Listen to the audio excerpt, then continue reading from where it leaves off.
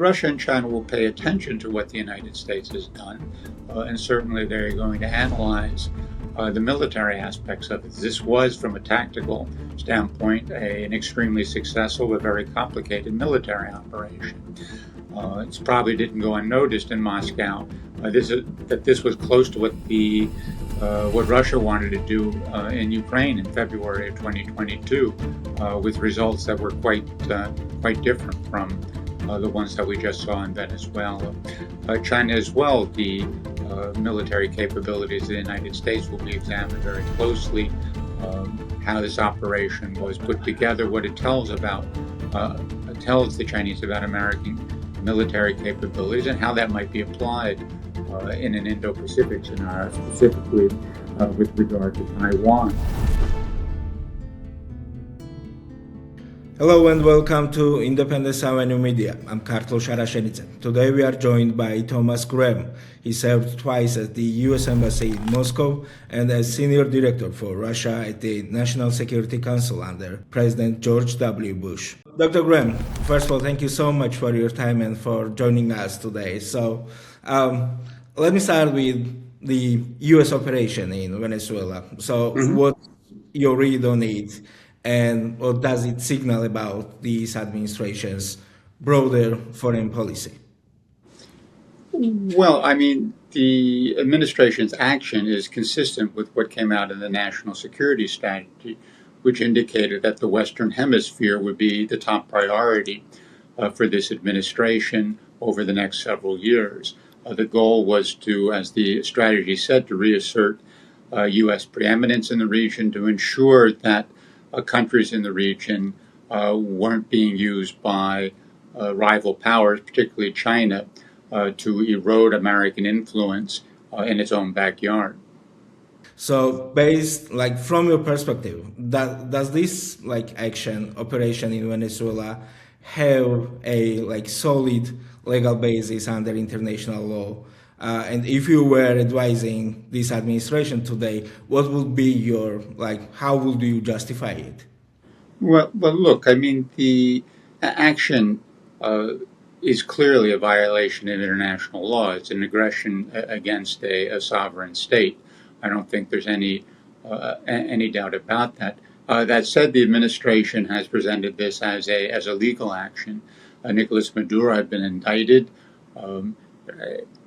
People from the Department of Justice were allegedly trying to detain him, to bring him to justice in the United States, and because of the situation on the ground in Venezuela, U.S. military forces were needed to protect U.S. officials. I think that's a fairly thin veneer for an action that raises many questions about its legality under international law. Based on the reactions from Russia and China, how do you see this operation, the shaping the broader dynamics among the United States, Russia, and China in the near future? Well, I mean, Russia and China will pay attention to what the United States has done, and certainly they're going to analyze the military aspects of it. This was, from a tactical standpoint, an extremely successful but very complicated military operation. It probably didn't go unnoticed in Moscow. This was close to what Russia wanted to do in Ukraine in February of 2022, with results that were quite different from the ones that we just saw in Venezuela.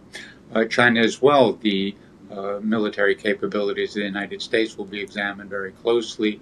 How this operation was put together, what it tells the Chinese about American military capabilities, and how that might be applied in an Indo-Pacific scenario, specifically with regard to Taiwan. I don't believe that this is an action that now tells the Chinese and the Russians that they can do similar things. The operation, to the extent that it was successful, depended on superb American military capabilities. These are not necessarily things that the Chinese or the Russians enjoy in the types of actions they might take. So the Russians and the Chinese will be concerned. They'll study this quite closely, but I don't think it's going to change the way they operate on the global stage.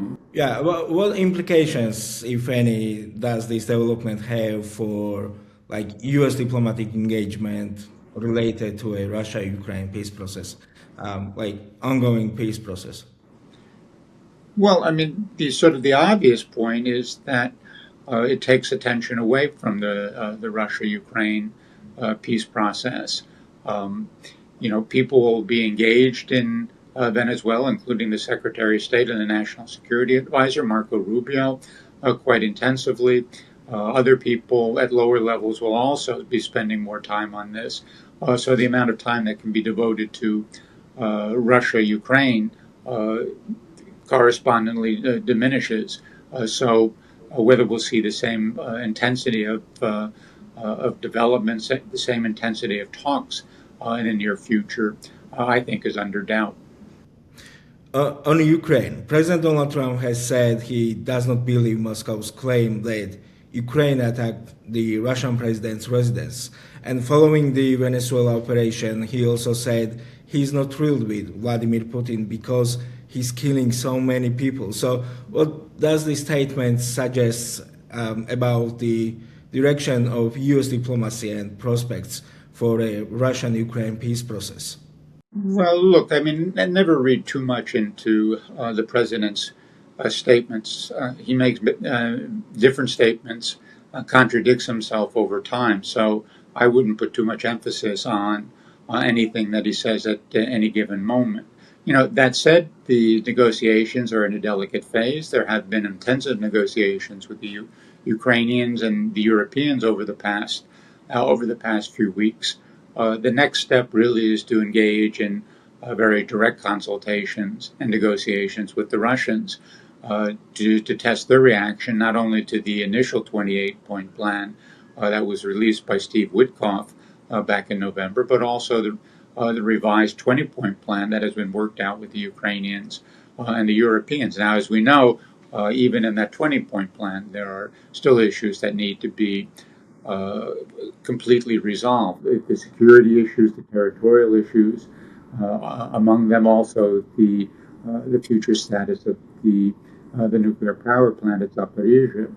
So there are indeed many things to discuss with the Russians, and there hasn't been up to this point a detailed discussion with the Russians either about the 28-point plan or this new 20-point plan. So that's the next thing that is on the agenda as far as the negotiations are concerned. Yeah, well, also after the Mar-a-Lago meeting between President Zelensky and President Trump, President Zelensky says U.S. is like offering 15-year security guarantees, which could be ratified by U.S. Senate. So, what is your read on these U.S. security guarantees to Ukraine, like possible security guarantees? Well, certainly and it's advanced from what the administration was prepared to offer, say, 6 months ago.